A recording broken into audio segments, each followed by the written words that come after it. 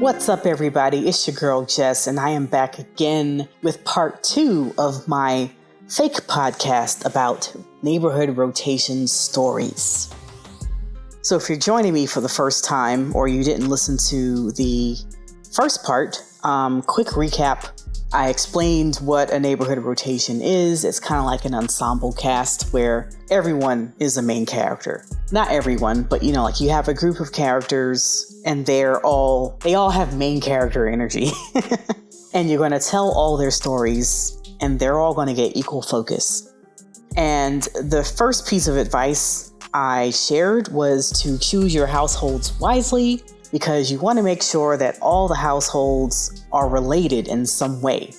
Like they have some link, some thread that holds them all together, even if they don't know each other. But, there's something that connects them all. That's very important if you want to write a story that people want to read and keep reading. Something that's compelling and coherent. The second piece of advice I shared was to limit the number of households you have in your rotation. That's important because you don't want your rounds to go on and on and on and on, and the story never actually rotates. People forget things, and you don't want that. Rotations, things need to keep moving, and when you have too many households, that makes it too hard. When I ended the last episode, I said that 3 households was my sweet spot. And I told you I was going to tell you why in the third point. So let's get to the third point. The third piece of advice I have for you is to choose a main household.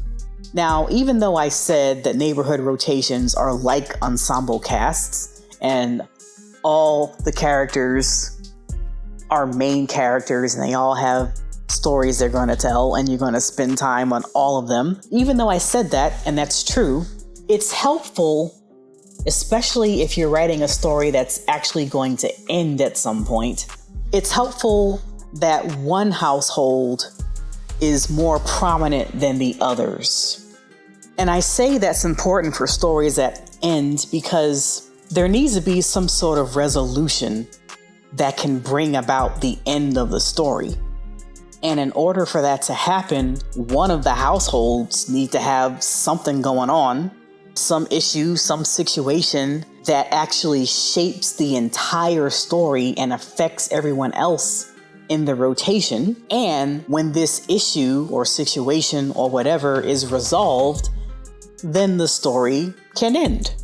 So, going back to my example of my first rotation story, Keeping Up with the Joneses, clearly, obviously, the Joneses were my main household. John and Mary, they had 2 children in the beginning. They actually ended up with a third one. She was a oopsie. Tim and Susie were the first 2 kids. And on the outside, they looked like the perfect family. But on the inside, man, they were the jankiest family ever. Talk about having a cold house. These people were the fakest of the fake. Like literally fake. Their life was not real. And all of this was Mary's fault. She essentially was the main character of the entire story because everything basically revolved around her. And the story ended when she learned her lesson, she made amends, and she moved on with her life and, went on to, live a wiser, better life. She grew. That was basically the point of the entire story, was to make Mary grow into a real girl. Like Pinocchio.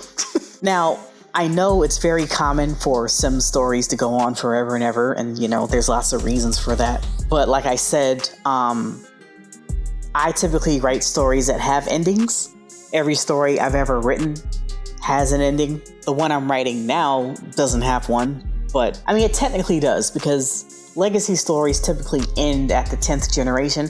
I'm not going to make it to 10 because I'm just not interested in, spending that much time with yet another family.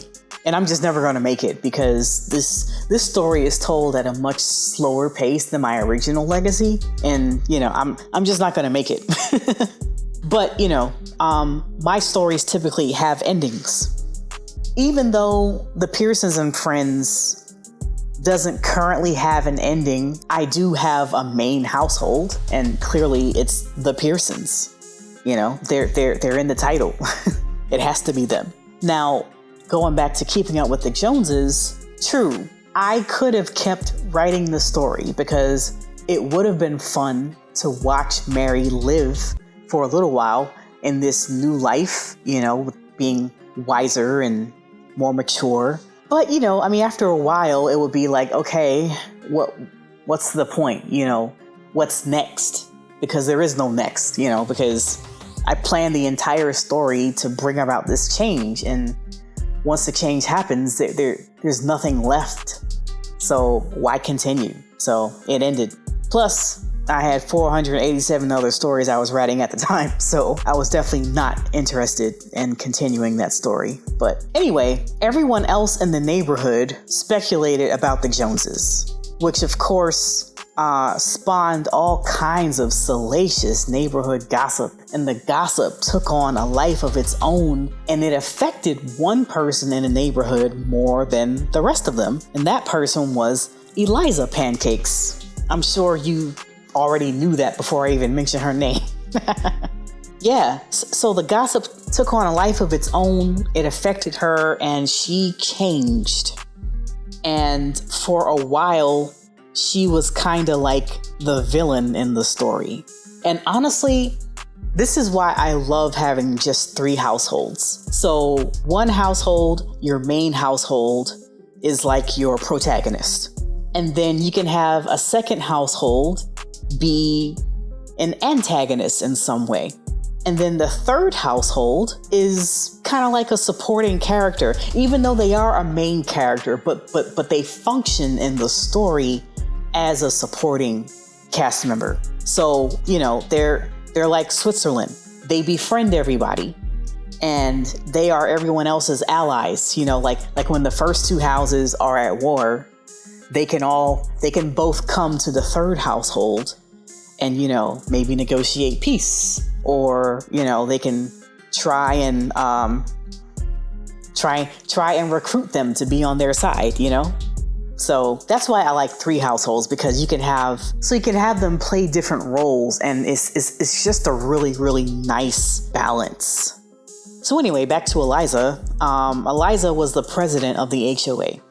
And everything that happened in the neighborhood was because of her, because she was a tyrant. And so she was on a rampage. Things began to fall apart in the neighborhood. And eventually somebody checked her, and she went on her own journey to self-discovery and, you know, healing and growth. And I made it so her particular part of the story ended right before the end of the story. I actually made resolutions for all 3 households, and they all happened around the same time. So, you know, it was just true, I planned it that way, but it was just a really perfect time to end the story because everyone's individual stories were ending anyway. Okay, so the last piece of advice I have is to do equal rotations. Now, I know those of you who are familiar with the Pearsons and Friends, you're side-eyeing me right now because my rotations are not equal. But I say this for those of you who are trying to organize your rotations and, you know, like you're trying to get some sort of structure in place, or maybe you're starting your rotation and, you know, like you're looking for some guidance to, you know, just get going. This piece of advice is important for you. I think this is a good way to begin, so you can kind of get your footing, get a good rhythm going. And then once you know what you're doing, then you can make changes and, you know, maybe spend less time with this person, more time with that person or whatever. But, you know, to get going, I highly recommend you do equal rotations, and that is for several reasons. This will prevent you from falling in love with one house and spending an eternity there, which of course will cause your rotation to stall and you won't complete your rounds, because rotations need to go round and around and around and around. It'll also help you to plan your actions and stay organized if you're weaving plot into your gameplay. So like I said in the first episode of this podcast, you will leave lots of cliffhangers. That is just the nature of rotations when you do them this way, especially if you have a rigid schedule like this. So my rotations were 1 sim week from Sunday to Sunday, and I did that religiously. There was only one time. So let me see. This story went on for 3 years. I started in June of 2016. I ended in May of 2019. And I did a total of 24 rounds. And of those 24 rounds, I only ever altered my schedule once. Because honestly, if you make it a habit of making exceptions, you're just going to throw everything off. And, like your timing's going to be off. You're going to stall your rotation, so you're not going to do as many rounds. And honestly, you're just going to create more work for yourself, because if you're constantly playing with one household over another, you're going to keep developing all these situations that need resolutions. And, if you're not organized enough to remember what they are, like, they're never going to get resolved, because you yourself are not going to remember everything that you're going to have to fix or explain next time you go to that household. So the reason why I made that exception was because, basically I did it for the story. The gameplay, it didn't matter so much, but the story, it made sense. In the middle of Keeping Up with the Joneses, John and Mary got divorced. I'm sure even though you never read the story, it's probably not surprising to anyone listening. Like I said, John and Mary did have an oopsie baby, and when they got divorced, this was right before we got toddlers. So right before they got divorced, the baby had aged up to a child. So Mary had a child to raise on her own. Mary grew up rich, very, very, very rich. And so this regular people's life was foreign to her. She embraced it because honestly, she always wanted to be normal, but she was very concerned. She had never worked a day in her life. She was raised to be married to someone, so she didn't have a whole lot of skills that she could apply to a job. So she was concerned about, being unqualified. Her ex-husband, he had a job, but he didn't make a whole lot of money. So money had always been tight, for them when they moved to Willow Creek into this neighborhood. So Mary had to get a job because she had to provide for herself. John was providing child support, but it wasn't enough to cover the bills. So A, she has no skills. B, she's never been employed a day in her life. So she doesn't even know where to start. So I wanted to show her kind of stressed out about this situation, but I also wanted to show her reaching out for help, because that is something she had never done in her life. And that gesture, honestly, was the catalyst to bring about the end of the story. Like that was the beginning of Mary changing and growing and healing and taking responsibility for her actions. I couldn't do that in 1 or 2 sim days.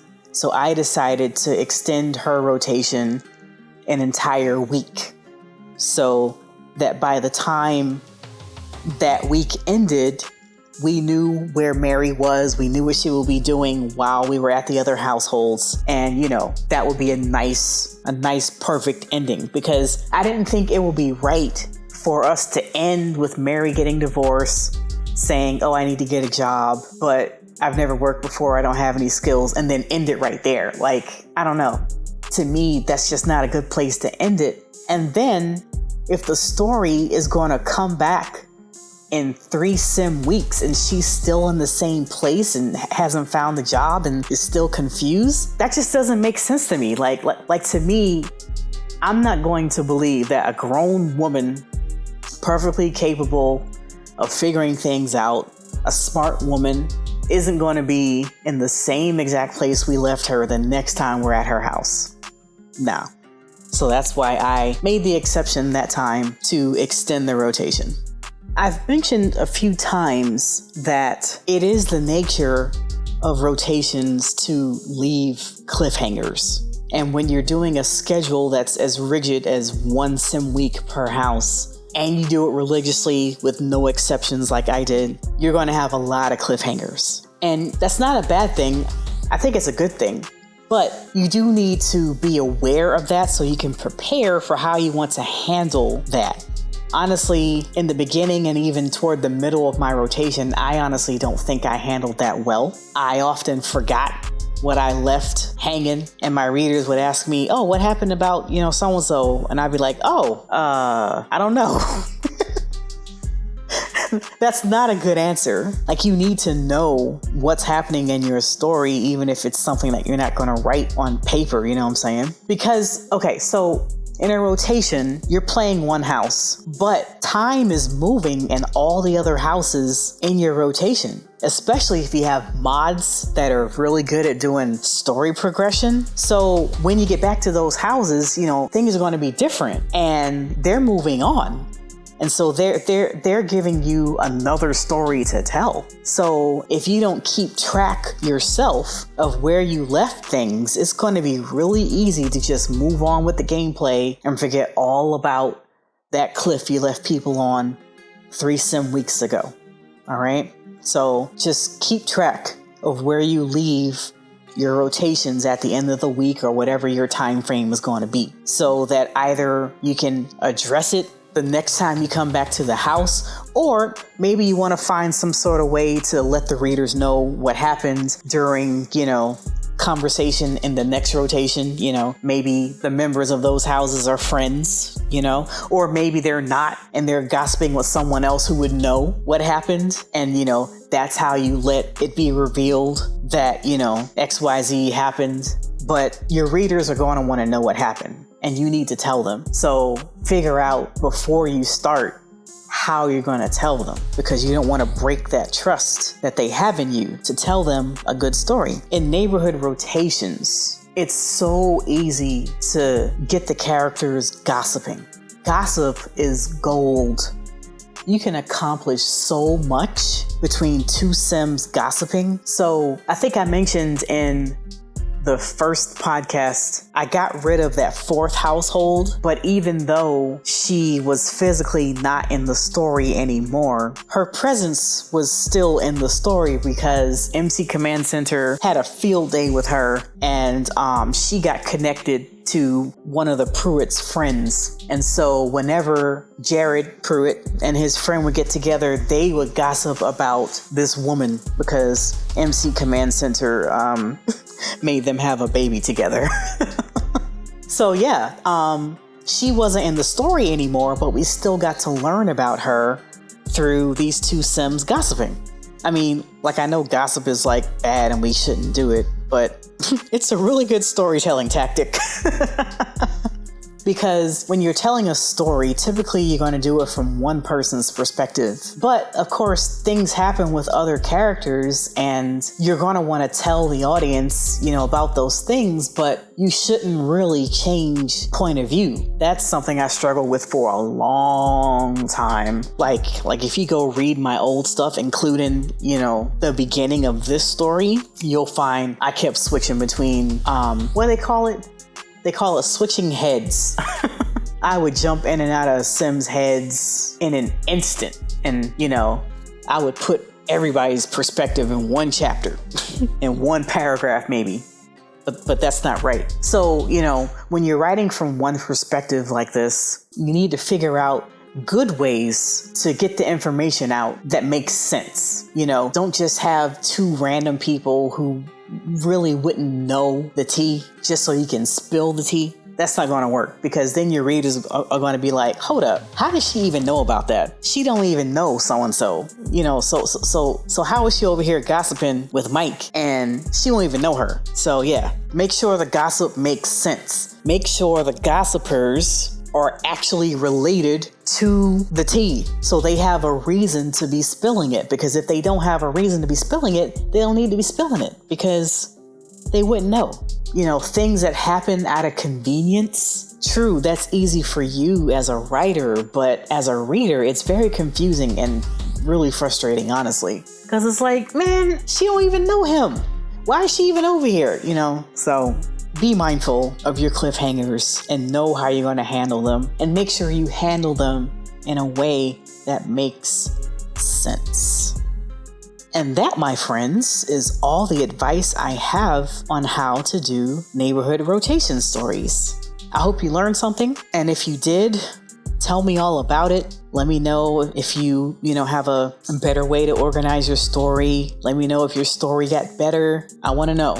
I love hearing success stories from stuff I talk about because I want to make sure I'm not wasting my time. But even if I am, it's still fun for me to explain because I like helping people. And you guys tell me that, doing these podcasts and these videos and things do help. So I appreciate you telling me that. So I'm going to stop rambling now.